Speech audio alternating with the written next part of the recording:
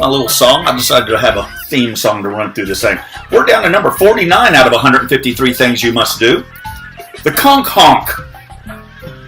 Aspiring musicians can test their skill on the conch shell. That's pronounced conch, even though it's spelled C-O-N-C-H. At the annual conch shell blowing contest in the garden of the oldest house museum, free to enter and watch.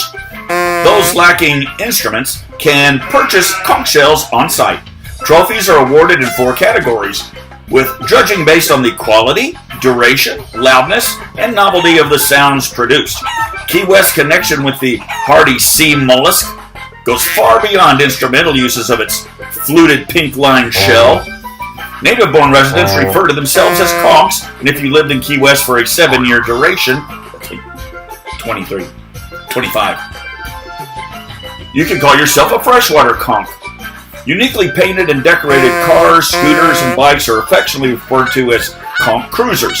The high school team here in Key West is called the Conchs. Conch chowder and conch fritters are traditional island dishes. If you can find them.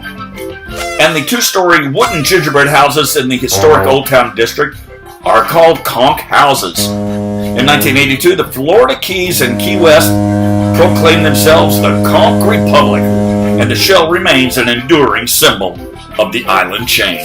So here you can see some people blowing. Look at that sweet little thing blowing in one.